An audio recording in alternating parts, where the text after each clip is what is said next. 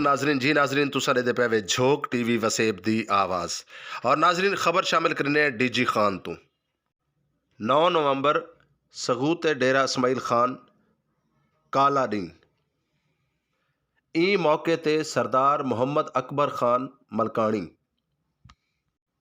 ते साईं जहूर अहमद धरेजा दी क्यादत डीजी खान दे विच एहतजाजी मुज़ाहरा कीता वेंदा पे।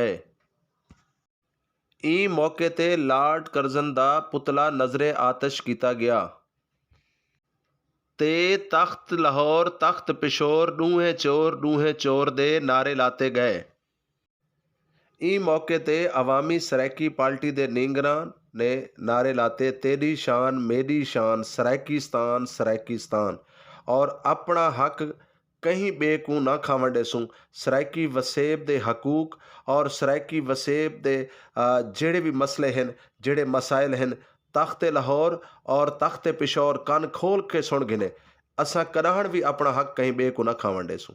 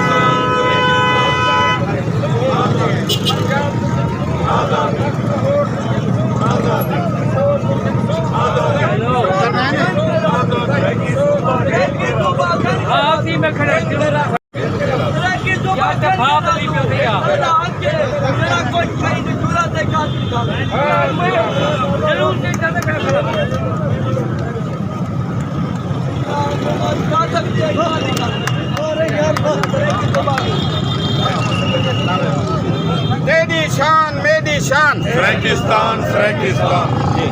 जनूबी पंजाब जनूबी पंजाब मुर्दाबाद जनूबी पंजाब मुर्दाबाद जनूबी पंजाब मुर्दाबाद जनूबी पंजाब दा जो हामी है हरामी है हरामी है जनूबी पंजाब दा जो हामी है हरामी है हरामी है जनूबी पंजाब दा जो हामी है हरामी है हरामी है जनूबी पंजाब दा जो हामी है हरामी है हरामी है जनूबी पंजाब दा जो हामी जिंदाबाद तेरी शान सराइकीस्तान सराइकीस्तान पंजाब आजादी पंजाब आजादी जिंदाबाद तेरी शान मेरी शान सराइकीस्तान सराइकीस्तान जनूबी पंजाब मुर्दाबाद जनूबी पंजाब मुर्दाबाद जनूबी पंजाब मुर्दाबाद